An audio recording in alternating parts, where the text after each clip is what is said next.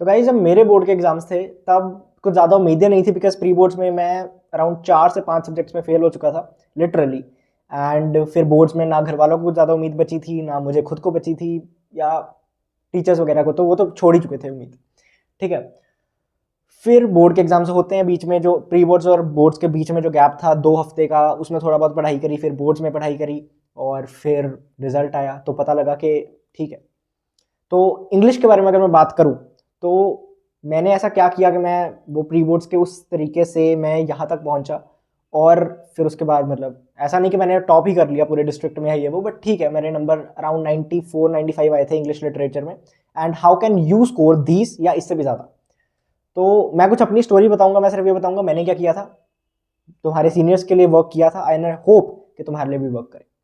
तो सबसे पहले हमारे टाइम पे यार होती थी मर्चेंट ऑफ वेनिस, आज है जूलियस सीजर, डजंट मैटर, ठीक है, एक ही बात है, थोड़ी कहानी अलग है, बट चीज़ें और कंटेंट और एक्सट्रैक्ट वगैरह उसी तरीके से आने, क्वेश्चन उसी तरीके से सॉल्व होने। सबसे पहला, प्री बोर्ड्स तक मैंने मर्चेंट ऑफ वेनिस पढ़ी ही नहीं थी। मैं मजाक नहीं कर रहा, ठीक है। मैंने प्री बोर्ड, जिस दिन प्री बोर्ड था इंग्लिश का, उस दिन सुबह मतलब जो आखिरी वाला सीन था वो पढ़ा था पहली बार फॉर द फर्स्ट टाइम, क्योंकि स्कूल में जाता नहीं था तब, मैंने थोड़ा कम ही जाता था, नहीं वो सब मैंने निकाल दिया था इस साल। तो सबसे पहली चीज़ जो उसमें मेरी ये गलती थी कि मैंने मतलब मर्चेंट ऑफ वेनिस पढ़ी नहीं थी। तो तुम अपने केस में लगाओ कि जूलियस सीजर को पढ़ा ना पढ़ना, खुद वीडियोस देखना नहीं, खुद ना रीड करना, सबसे पहली दिक्कत है, सबसे पहली दिक्कत है। तो तुम्हें क्या करना है, मैं यहाँ पे 2-3 चीज़ें लिखूंगा, तुम्हें उन्हें फॉलो करोगे ये एक आध दिन में, और उसमें काफ़ी अच्छा रिटर्न आएगा, ठीक है, काफ़ी अच्छा रिटर्न मिलेगा तुम्हें। सबसे पहला, जो जूलियस सीजर है उसको रीड करो खुद अपनी आंखों से, वीडियोस नहीं, रीड जूलियस सीजर जितनी बार हो सके, लाइक मैक्सिमम टाइम्स। अगर तुम ये वीडियो एक रात पहले भी देख रहे हो ना, तुम्हारा अगले दिन सुबह एग्जाम है, तो भी अभी एक बार रीड लगाओ, मतलब जितने तुम्हारे सीन्स वगैरह हैं वो रीडिंग अभी लगाओ, एक बार सुबह उठ के लगाना, और एक बार एग्जाम के हॉल से पहले अगर टाइम मिले तब स्ट्रेस नहीं लेना, बट अगर टाइम मिले तब एक बार रीड करना। मतलब मैं कह रहा हूँ अभी एक दिन में भी तुम काफी कुछ जिंदगी में उखाड़ सकते हो,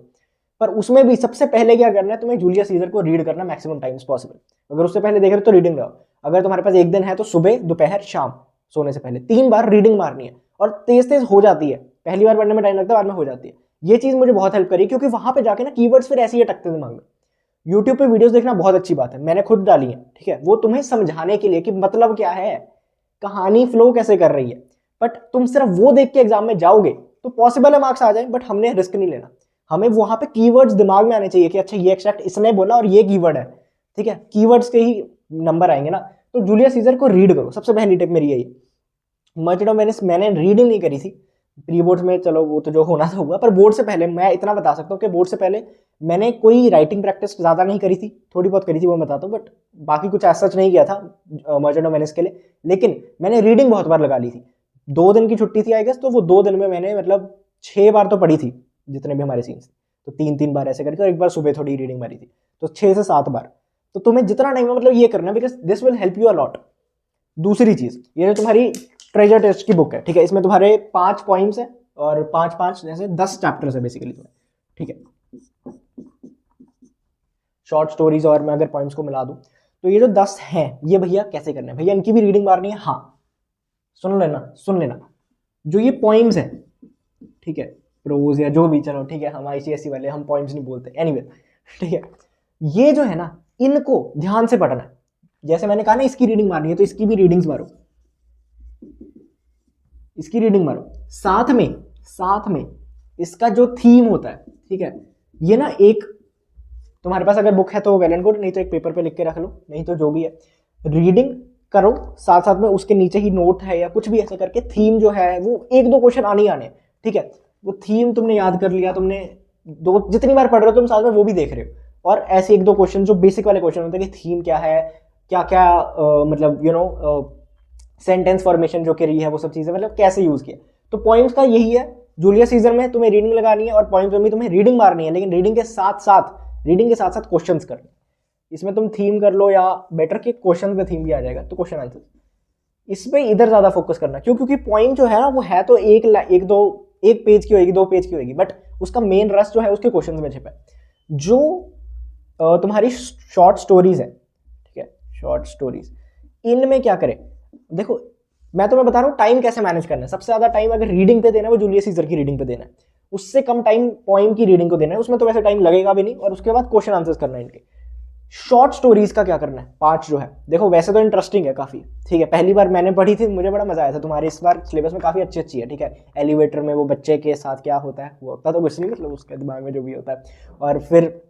बाकी कहानियां, ठीक है, लास्ट लेसन वाली जो है वो भी अच्छी है, मतलब कहानियां अच्छी हैं तुम्हारी, बट तुम्हें इनके ना फैक्ट्स याद रखने पड़ेंगे कि ये हुआ, ये हो, क्रोनोलॉजी प्लस फैक्ट्स। तो इसमें तुम यूट्यूब का सहारा ले सकते हो डेफिनेटली, नो डाउट तुम, ठीक है, ले तो किसी में भी सकते हो, बट मैं क्या कहूँगा, इसको हमेशा बार बार रीड करने की कोशिश मत करना, बिकॉज वो लंबा है, तुम्हारा टाइम भी जाएगा। पॉइंट्स को जितनी बार रीड कर सकते हो करो, जूलियस सीजर को जितनी बार रीड कर सकते हो करो, लेकिन शॉर्ट स्टोरीज को एक बार कर लिया बहुत है। उसके बाद तुम्हें इसकी समरी देखने से बन जाएगी, एक बार पढ़ लेना, ऐसा भी नहीं कि पढ़ी नहीं कभी, बट जनरली ये समरी पढ़ी और उसके बाद तुम्हारा डन, ठीक है। ये बुक तुम्हारी ऐसी ही होएगी, क्योंकि इसमें जो है ना पॉइंट्स में से क्वेश्चन आते हैं बहुत घुमा फिरा के, ये क्या है, क्या है, क्यों, क्या क्या, तो बहुत ओवर एनालाइज करना पड़ता है, वो खुद करना थोड़ा मुश्किल होता है, तो उसके लिए क्वेश्चन आंसर्स देखो, है बुक में, उसको रीड करो, यूट्यूब पे देखो। और जो शॉर्ट स्टोरीज हैं इनके क्वेश्चन कंपैरेटिवली उतने टेढ़े मेढ़े नहीं ना आते, मतलब कहानी के बेस पे आएंगे, लेकिन ऐसा नहीं आएंगे कि ये उसने, ये कवि ने ये क्यों कहा, ठीक है, मतलब ये नहीं होता, ये बंदे ने ऐसा रिएक्ट किया तो उसके बाद क्या रिएक्शन मिला उसे, ऐसा कोई आएगा, वो एलिवेटर में गया तो उसने क्या देखा, ऐसा, मतलब तुम्हें ना डिस्क्राइब करना आना चाहिए इन क्वेश्चंस में, डिस्क्राइब डिस्क्राइब क्या हो रहा था वहां पे, क्या था, ठीक है। फिर वो जो ग्रीन कोट में आई उसको कैसा, मतलब उसने इंटरप्रेट किया कि बहुत मोटी थी, वो हिल भी नहीं थी, मुझे देख के स्माइल कर रही थी, फिर मैं गिर गया, फिर मुझे क्या उसे पता था कि मैं गिर गया, पूरी कहानियां। लास्ट लेसन में एम हैमिल को डिस्क्राइब कैसे करोगे, हाँ भैया वो स्ट्रिक्ट तो थे लेकिन वो भी बच्चों का सोचना चाहते थे, अपने देश से, अपनी लैंग्वेज से बहुत प्यार करते थे, और उसके बाद जब उन्हें छोड़ना पड़ रहा था तो काफी इमोशनल हो गए, वो बोल नहीं पा रहे थे, उन्हें लग रहा था कि मैं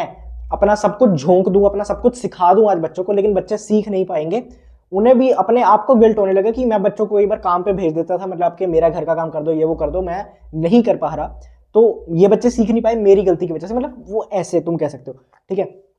तो ये चीज मैंने फटाफट बोल दी, तो तुम एक दो बार पढ़ोगे ना, तुम्हारे दिमाग में कहानी क्लिक हो जाएगी कि हाँ भैया ये समरी है, ऐसे ऐसे ऐसे ऐसे ऐसे, ये प्लॉट पॉइंट्स है, ऐसे मूवी की कहानी होती है ना, है वैसे, ठीक है। बस पॉइंट्स पे एक्स्ट्रा ध्यान देना, क्योंकि पॉइंट्स में थोड़े नंबर ज्यादा कटते हैं, तो इसके क्वेश्चन आंसर्स करना। ये है तुम्हारा छोटा सा फॉर्मेट। मैंने कुछ ज्यादा, बहुत तुम्हें लग रहा होगा मैंने कुछ बहुत ज्यादा नहीं किया अपने एग्जाम्स में, ना तुम्हें बहुत ज्यादा करने को कहा है, क्योंकि मैंने भी नहीं किया था।